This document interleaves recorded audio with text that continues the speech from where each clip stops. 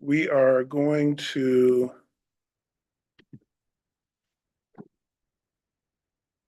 try to move the slide. Okay, prayer requests are going to be done by Brother Ford this evening. For those on Zoom, please send them to Brother Williams, who will relay them to Brother Ford. So before we begin the lesson, I want to show you something.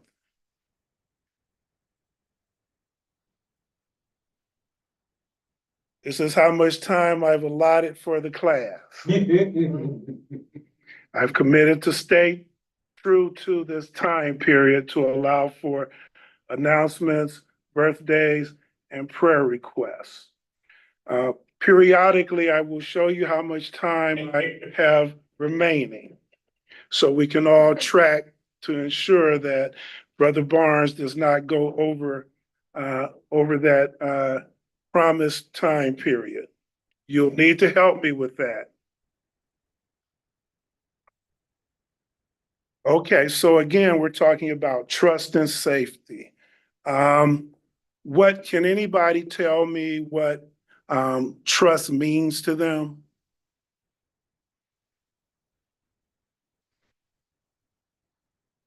Trust is the confidence that something's going to happen, or someone's. Yeah. Yes, that's one definition. That trust, if I've trusted someone, that means that I believe they're going to meet the expectation that I have for them. Yep. Sister Brown. You know that person. Depending on a person. Brother WD. The answer's on screen. I knew somebody would catch on to that. Okay, so trust, although everything that was stated is also true and built into the definitions that are on the screen. Trust is a firm belief in the reliability, truth, ability, or strength of someone or something. Believing that someone is good and honest and will not harm you. Again, we'll talk about safety and trust because they are intertwined. Belief that someone is good and honest and will not harm you, or that something is safe and reliable. Assured reliance on the character, ability, strength, or truth of someone or something. Trust means to rely on another person because you feel safe with them and have confidence that they will not hurt you. It allows you to be vulnerable and open up to someone.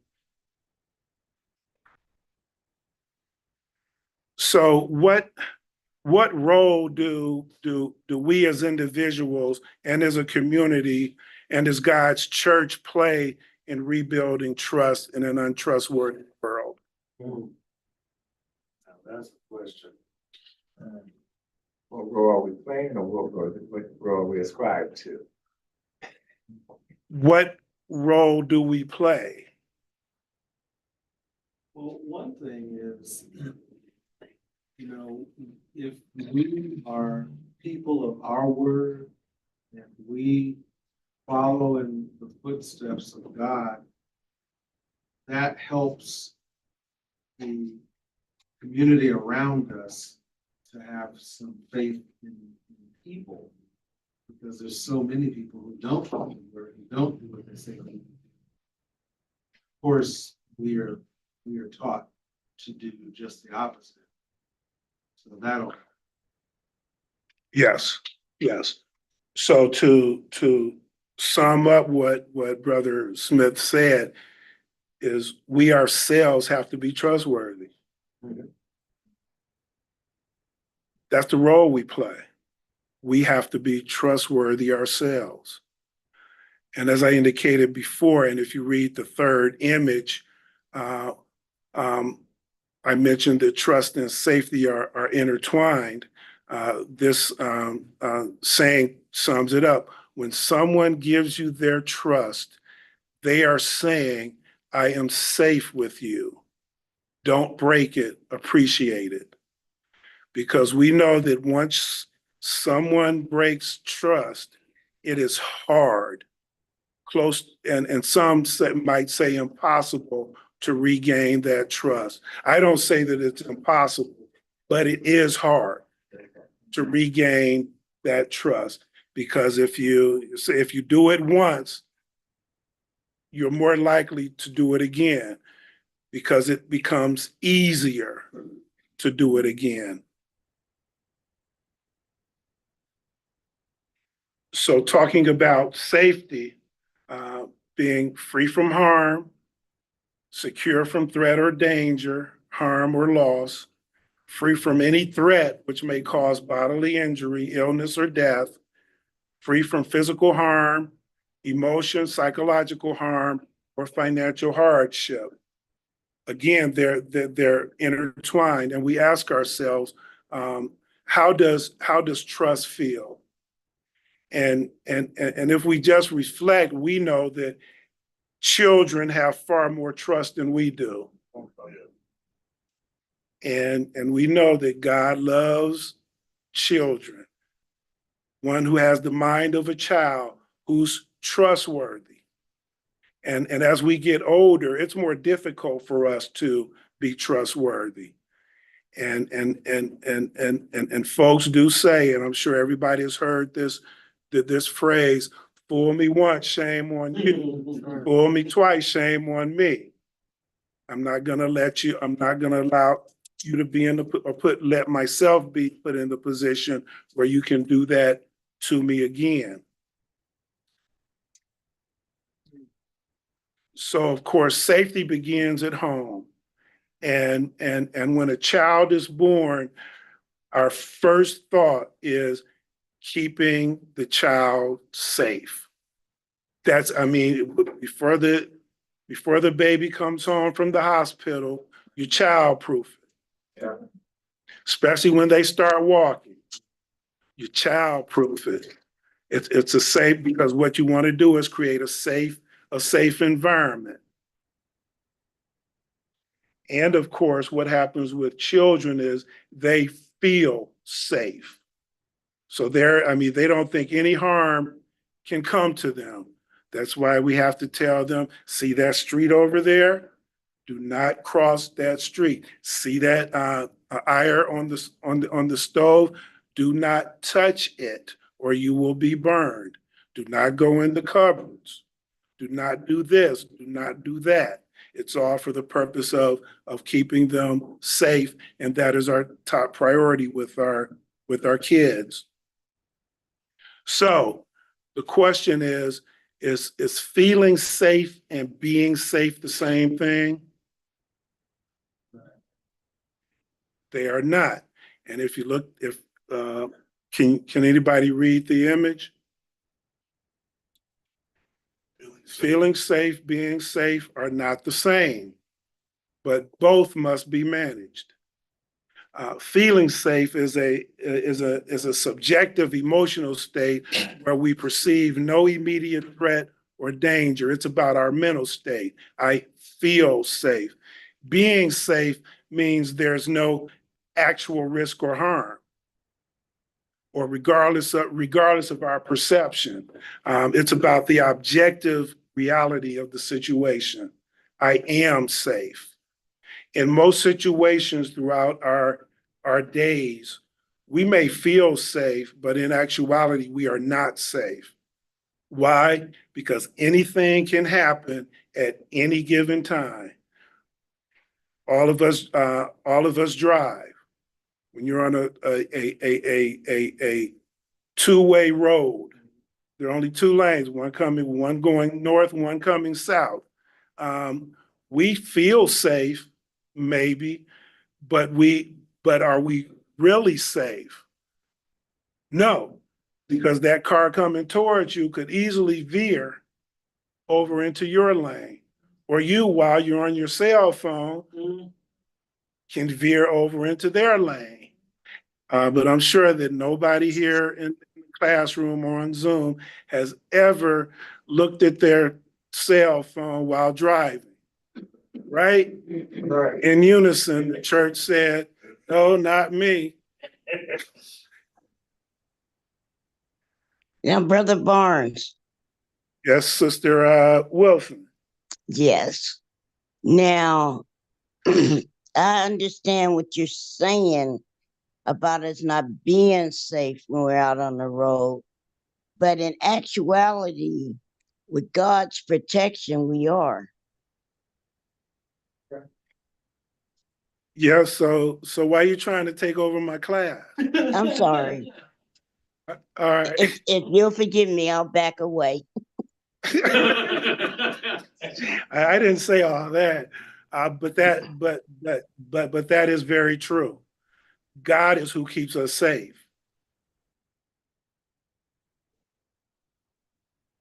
And of course too, and God gives us the knowledge for us to be safe on our own. Yeah. And what does that entail? It means preventing, when we can, any of the threats that may happen. So what do? Does anybody keep their front and or back door open during the nighttime? I don't even keep mine open during the daytime. There are a number of things that we do that are not safe without even thinking. Coming out of an establishment, a retail establishment, we don't even think that someone could run up on us and snatch our purse. Some of us come out of the bank counting our money. I mean, they're just things that we do that we shouldn't do. Sister Lane. I know one night my friend and her and I, we was coming from somewhere and we was right there on Livingston and I can't think of this one street and it was pitch dark. And I was talking to her and then all of a sudden this lady popped up through my window, you know what I mean, while I'm at the stop sign. I mean, she could have done something to me, but she was wanting some money, you know, but you just never know, you know. And I had my window down too and it was dark out. I should have had my window up, you know. Right. Yes, you should have, Sister Lane.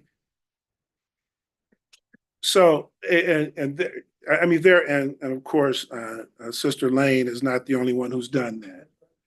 We've all done things that we shouldn't have, and in hindsight, we know that we shouldn't have done it. There are many, especially our kids. Well, not especially our kids, but adults also are on social media a good part of the day and feel that they're safe on social media. And some have given, and it's just me. And I talked about Facebook earlier, and Diane still hasn't friended me. Facebook, but He probably didn't know how to figure it out. but I mean, my point is that a lot of people put a lot of stuff on Facebook, personal stuff. That's right. People put their kids' information on Facebook. People divulge stuff about themselves that folks should not know. And people get scammed every day. And a large part of it is because we did it to ourselves. People may get emails at home or in the workplace. Within the text of the email, it says, hit this link. Don't do it. Especially you can see where, look at words, because I get spam emails all the time, but there's a way you can hover over it to see where it was sent from, and you can tell it's not from that company. And that's this is a tip. When you get one of those, look at where it came from. If you have an account with Amazon, you may be it may be easy for you to, oh, this is safe, I'll click on the link. But if you look at where it's from, they have Amazon spelled wrong. There are different things that you need to look for, but you know that Amazon is not going to, is not really going to ask you to hit a link. Yeah. But that's, again, there's certain safeguards that we can take on our own. Because something can happen to us anywhere. I mean, we feel safe as we're in this building this evening. Are we really safe? As Sister Wilson said, with God's protection, we're safe, but only with God's protection are we truly safe. It can happen in the workplace.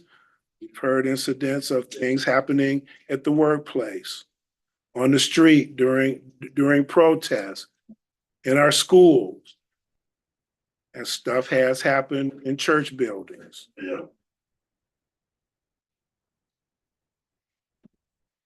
You know what? Sister Lane.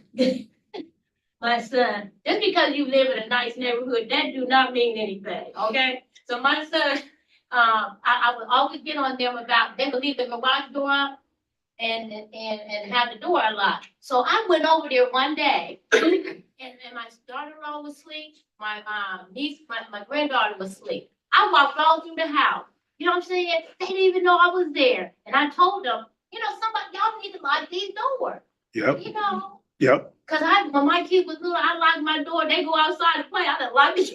right.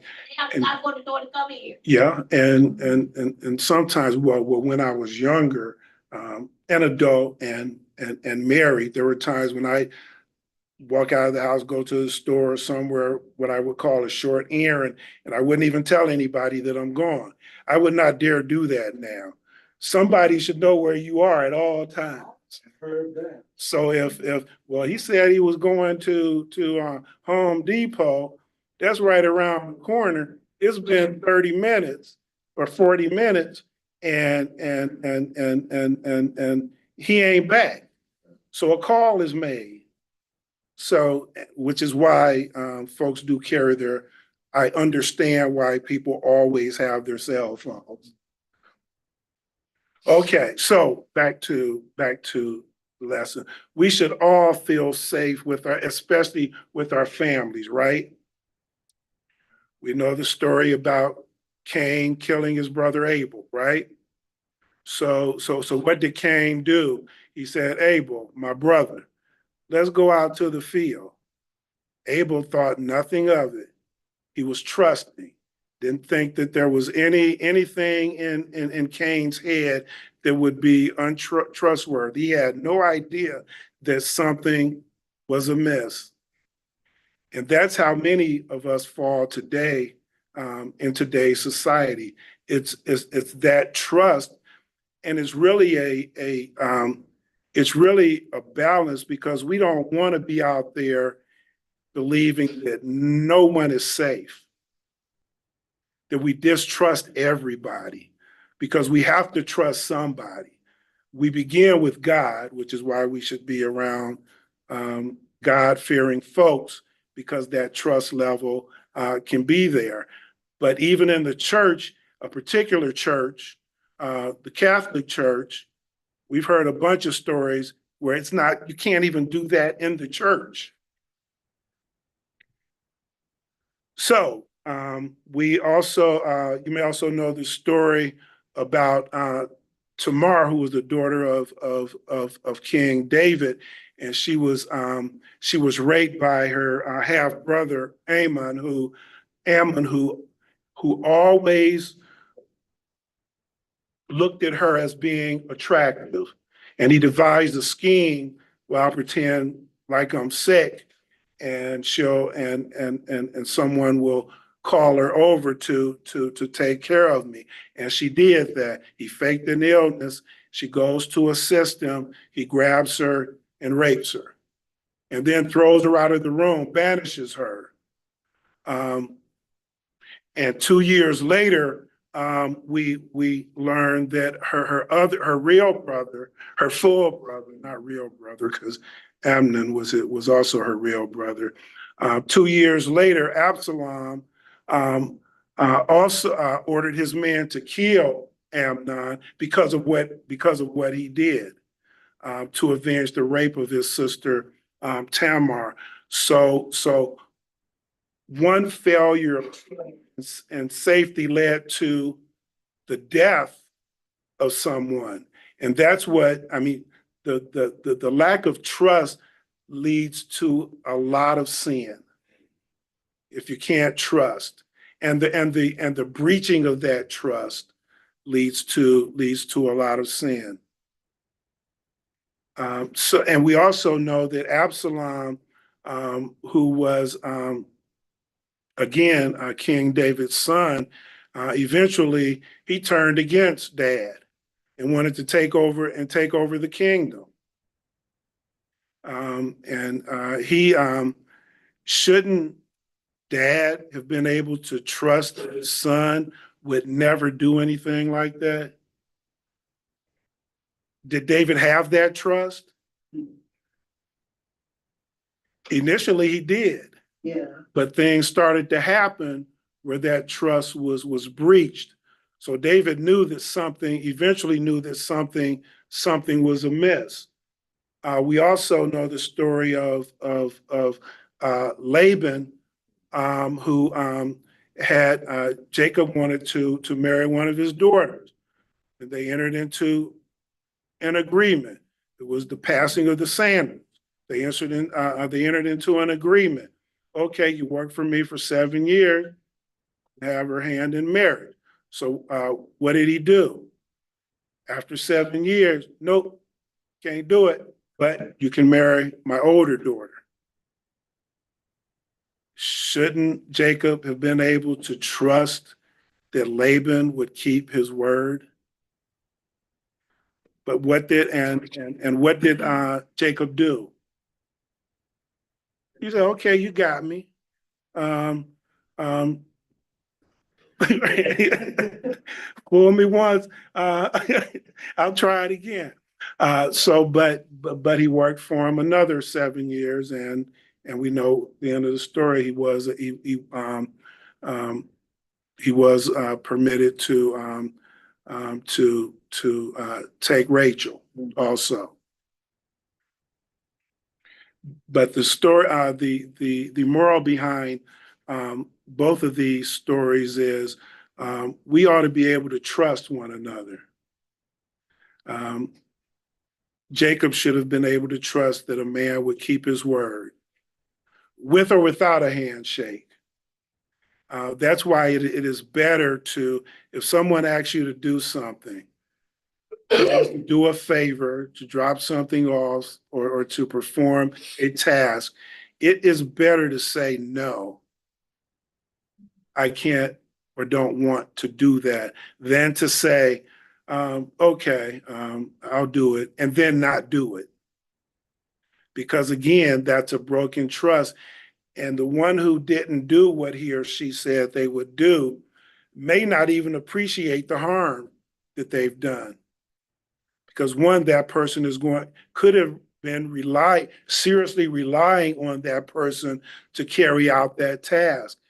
And if that person had said no, they could have gone to someone else who would have done it or done it themselves. So that's one thing that we all can keep, and that no one can take away from us. And that is our trust and our commitment to do what we say we will do. I've been asked many times to do a certain task. And early on, I'd say I try, with no real intent of doing it. Because my response when I didn't do it would be, well, I told you I tried. But now I just say no. And at least I believe folks appreciate that. I mean, Yeah, they but may you mumble lied. mumble under their breath about why you didn't, Mm-hmm. why you Did sound said exciting. no, I took but it at off. least you kept the last thing they can say is, at least he kept his word. I mean, he was honest. But no, Brother Barnes, Sister Wilson, well, you actually didn't keep your word because you said you tried. So if you knew you wasn't gonna do it, you didn't try. Sister Wilson, Yes. you missing my point. Oh, yes, sir. I'm sorry. There I go again. I'm gonna back away again. There you go again. No, I understand what you're saying. But even if yeah, you try and you had no intention of trying, yes, that is a lie.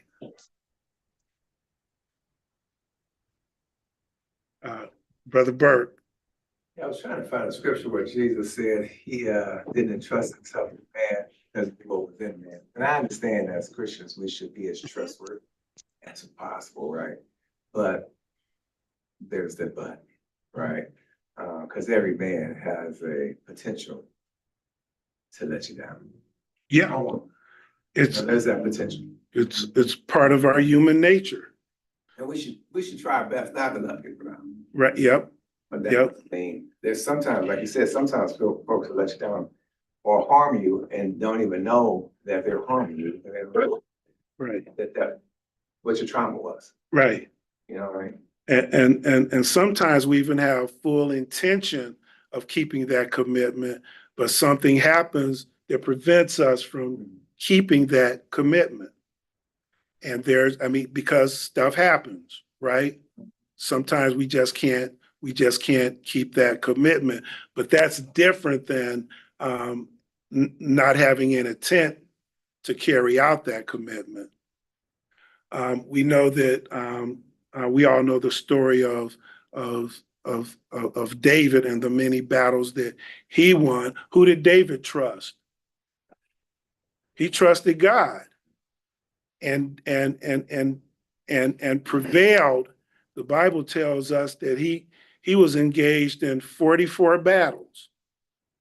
He didn't lose any of those battles because he trusted in God. And if we trust in God, it's easier for us individually to be trustworthy because we were created in God's image. And so if we're trustworthy, that's reciprocated. Right.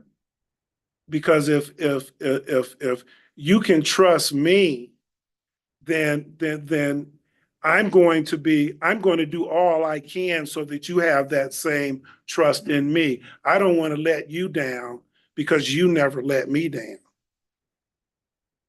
Oh, you reap what you sow. You reap what you sow. Okay, so and this is just we're going to do a reflection later, but this is a one for you individually. Who do you trust when times are tough? You always trust God. If something happens, who can you and regardless of the circumstance, let's say someone calls you at 3 o'clock in the morning.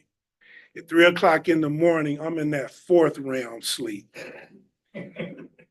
Okay. Phone rings, cell phone rings. Pick it up. Person is in stress and they ask for your help. What do you do? Some folks will say, call me back in the morning. Some will say, without even asking what the issue is, where do I need to be? So the question for us is, do we have a friend like that we can do that to? Are we that person that someone can call and they'll say, I'm there, where do I need to be? That's part of having a proper relationship with folks and trusting. And also trusting that if someone calls you at 3 o'clock in the morning, they're not putting you in an unsafe situation when you get there because you trust that person. And again, safety and trust are intertwined. Because there are certain folks that will call you at 3 o'clock and you will not go. Or let me rephrase that, you should not go. I know people in my life that if I got that call at 3 o'clock, no, I can't do that right now. But I'll get back with you. Now, I may not be able to get back to sleep because I'm thinking about that situation because it is someone who's dear to me, but I'm unsure as to what situation I'm going to be in when I get to where that person wants me to go. It's called discernment. Discernment. That's right. Thank you for saying that I'm being judgmental. Thank you for not saying that I'm being judgmental. That's right. Hey, some people will say I'm- that, but that's I'm- not the truth. The Right, truth is, right. lots of people in our lives who will sure enough put you in a messed up spot. Right, Because they're out there doing things they're not supposed to do. right. So no matter what happens in our lives, we trust God. Yeah. And I'll read a couple of these. Psalms 56:3. Whenever I'm afraid, I will trust in you, God. Blessed is the one who trusts in the Lord. Psalm 40:4. O Lord, my God, in thee do I put my trust. Psalm 7:1. Commit your way to the Lord. Trust in him, and he will act. Trust in the Lord and do good. Then you will live safely in the land and prosper. Take delight in the Lord, and he will give you your heart's desires. Psalm 91, verses 1 and 2. Whoever dwells in the shelter of the Most High will rest in the shadow of the Almighty. I will say of the Lord, he is my refuge and my fortress, my God in whom I trust. So whatever goes on in our lives, and it could be that we're in a situation where that could bring physical harm to ourselves, or we're in a situation where we have to make a decision. And I think I posited it in previous classes. In certain situations, we have no idea what we would actually do in that situation until it arises. Deuteronomy 31:6. Be strong and courageous. Do not be afraid or terrified because of them, for the Lord your God goes with you. He will never leave you nor forsake you. My time is running out. Oops, wrong way. And so what do? We put on our armor of God every time we leave the house in the morning. When we left our homes or our offices this evening, put on our armor of God. When we leave this building, put on our armor of God. The sword of spirit, the breastplate of righteousness, the belt of truth, the helmet of salvation, the shield of faith, the shoes of peace. We should have that armor on us wherever we go, in whatever situation, because it will guide our actions. What do I do in this situation? Although we don't know what we would actually do in any given situation, we know what God wants us to do. And God can guide us in any situation, especially if it's a bad situation. The first thing we should do is what? Pray. Pray to God. If we're having a bad day and struggling with something, oftentimes we run to our friends. Because all the time, and it doesn't have to be someone in the church. the first thing we should always do is go to God. Yeah. Because many times, and God wants us to have a conversation with him. And as we talk it through with God, many times we get the answer. It's hard to know what the answer is unless we practice. We have to practice talking to God because that's what prayer is. And it's not always, God, I need this or need that. Because many folks only go to God when they need something and not for thanks for the life that you've given me, the blessings that you've given me, the things that you've gotten me through. And these are scriptures of Jesus, Matthew 26. He's talking to his disciples, but Mark 14, 26, and Mark 14, Matthew 26, and Luke 22. Jesus is going to God before his crucifixion. And what is he saying? God, if I don't have to go through this, take it away from me. If it be your will. That before Jesus went to the cross, before he was crucified, knowing what he was going to go through, that's a perfect example of trust in God. When he knew what was about to happen to him at every step, he knew what was going to happen to him. And it isn't like, okay, I'm a spirit or I'm God. I'm not going to feel the pain.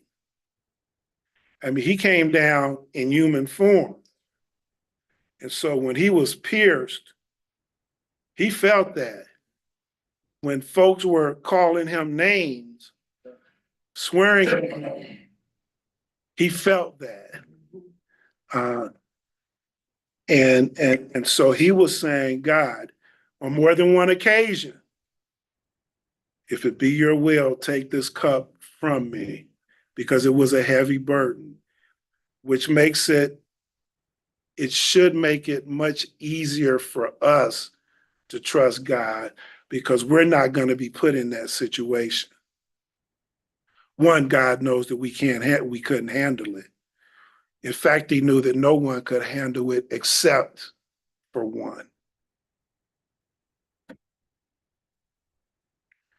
So how do I dare to trust in a world that's increasingly untrusting, and to be trustworthy when many in the world are not?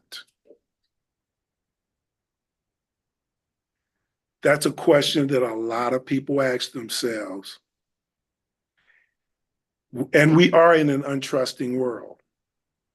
So how can I continue to be trustworthy? Brad, were you going to? Yeah, I was gonna say, I think we got to, God directs our path, right? So if we believe that God directs our path, I don't trust in the world. I don't trust him. That's how, but I do trust in God. And I do believe that God is the places where I need to be and will protect me wherever I am. And there are scriptures that talk about that. We just read about Paul, and he was going through his missionary journey, and the Spirit told him about, warning him about things and telling him not to go certain places and to go certain places. I think a lot of times we hear stuff and we override that, you know what I mean, and do stuff anyway. And then you end up getting what you get.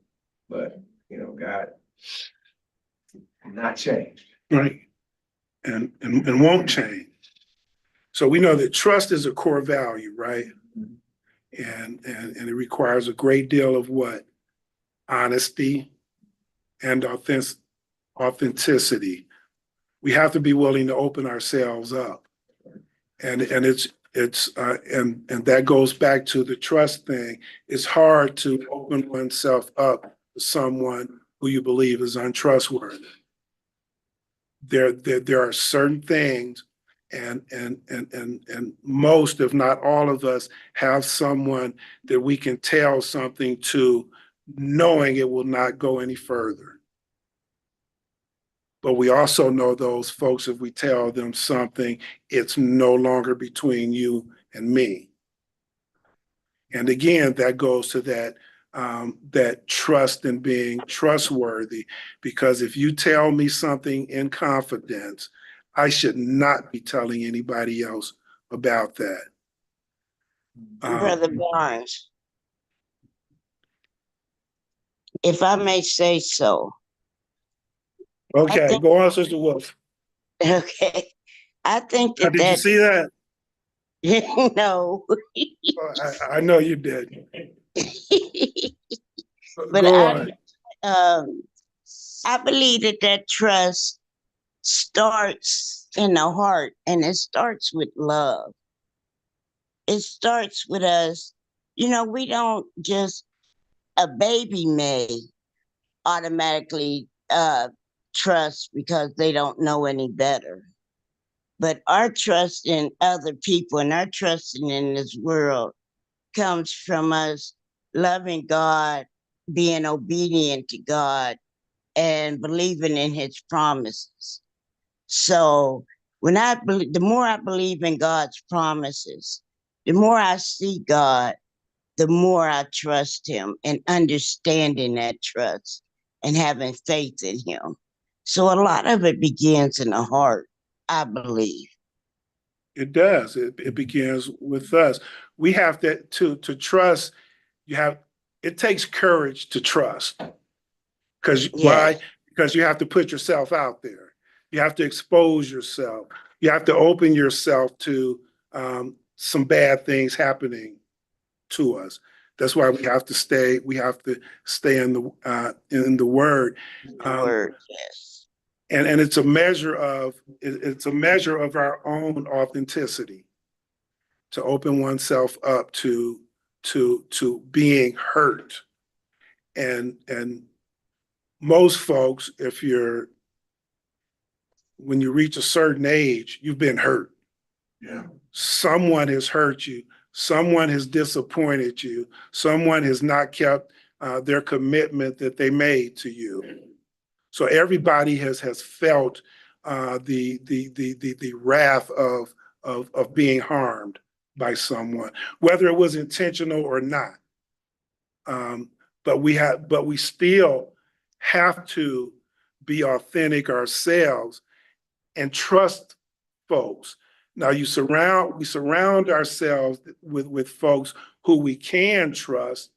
And again, as I said before, sometimes even folks who we would never think would do something or cause harm to us, they breach that trust. But that doesn't mean we can, it's real unfortunate when someone says, I will never trust again. Yeah. And we can do that to people. We breach our trust. We harm that 17-year-old, that 25-year-old, or that 35-year-old who has their entire life in front of them, but feel they can't trust anybody anymore. Now that's a person who may not have God in their lives, but their situations, because we've breached that trust, that we chase them away from God. Brother Barnes.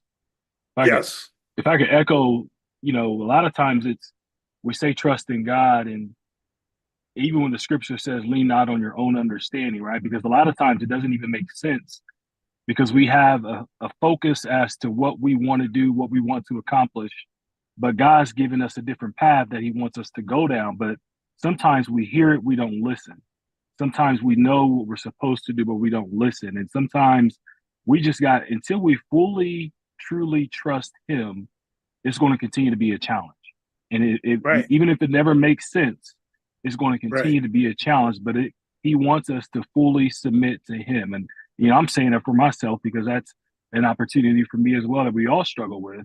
And some of that comes with us sharing each other's testimonies as well, because if somebody can tell you how they got over, then you can figure out like, okay, well, maybe I can too.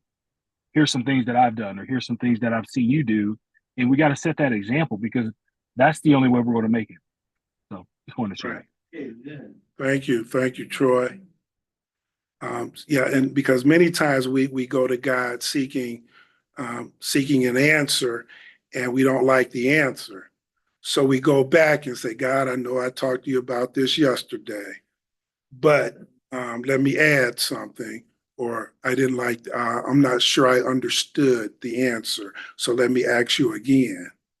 And until we get what we think is the right answer, and it's not the answer from God, because many times God has told me no.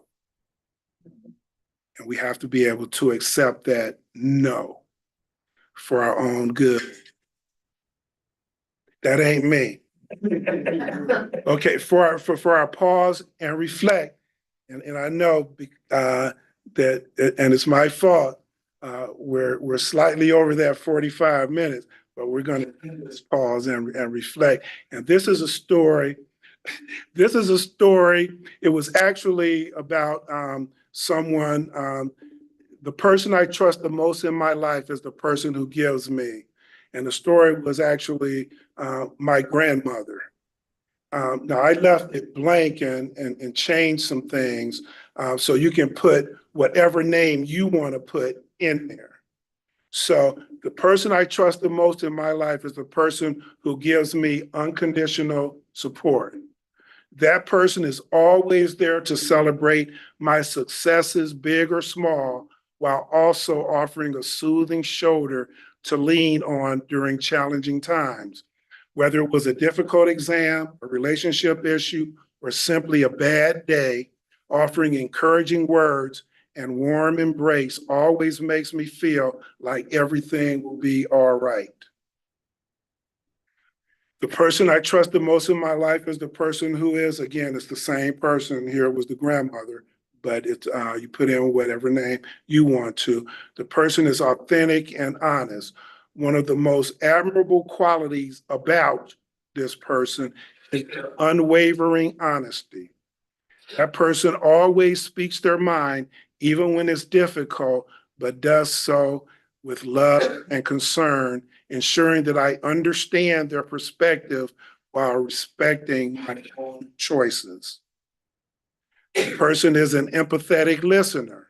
The person possesses an incredible ability to listen attentively without judgment. That person creates a safe space where I can openly share my thoughts and feelings, knowing that that person will truly hear me out and offer thoughtful advice when needed. That person gives me life lessons and wisdom. That person instills in me valuable life lessons through their own experiences. Their stories about overcoming challenges and navigating life's complexities have provided me with a strong foundation for making responsible decisions and facing adversity with resilience. That person has a steady presence. Even as life has taken me to different places, that person has remained a constant presence, providing a sense of stability and grounding. Their love and support are unwavering, no matter the distance or time that passes. So the question is for the class, is there someone in your life or who was in your life that gave you these things? If there is no such person, are you that person that gives it to someone else? All of those things are based on, there has to be a trust relationship. There has to be a feeling of being safe with that person, exposing oneself. That person will tell me when I've messed up or when I'm wrong, but does so in a loving manner. Do we have that person, or do we call someone who'll say, yeah, you might have gone in a different direction, but the way you handled it is right, knowing it was not the right way to handle something. So that's the pause and reflection. Homework, I'm only it's 7:50 now. Homework for Sunday. Brother Smith, his topic will be prophets and peeps. Where is the love? He's asking us to read Ezekiel chapter 22, verses 28 through 29. On Wednesday, November 27th, my topic will be humbleness. Please read 2 Samuel chapter 7, verses 18 through 24, and James chapter 4, verses 10. So thank you for listening. Hopefully it will be somewhat helpful. And I now turn it over to Brother Williams for announcements. And this, well, first of all, I want to thank you for the class. Very, very, very enlightening. As far as our events that are happening around the building, I don't know if any new announcements, but if anyone has one that wanted to share with us at this time, in the room here? No? Yes. Also, if you're on Zoom and you can hear us, if you have any news that we need to know of, this is the time. Well, looks like we're going to talk about birthdays. We have a couple birthdays this week. First of all, on the 20th, which I believe is today, Mike Flowers is celebrating his birthday. Ronald Wilson is celebrating birthday on tomorrow. Tristan Ellis also on the 21st. Jamelia Hunter on the 22nd. Sister Bridget Richards on the 22nd. Also, Jerome Hunter is on the 22nd. And last but not least, Sister Kim Johnson on the 23rd. So we say happy birthday and may God continue to bless each and every one of you. At this point, I don't have any other announcements, and this takes care of the February. I'm at the November 1st.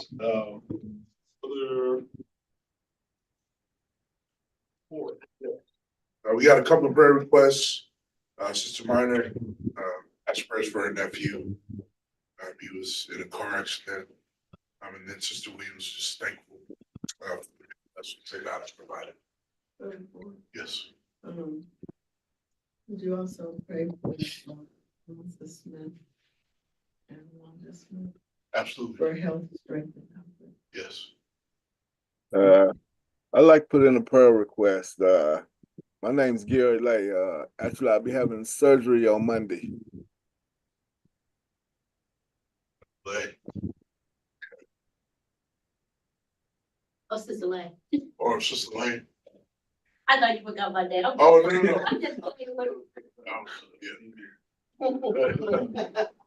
Okay, so Friday, my granddaughter and the children, we're all gonna be going to Pennsylvania, hopefully Saturday evening sometime, safe travel. And then my grandson, he plays basketball and he hurt his leg and he's having an MRI done tonight.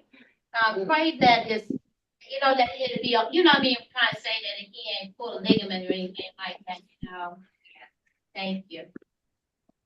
Brother Smith. I'll also ask for travel, grace and mercy, traveling tomorrow.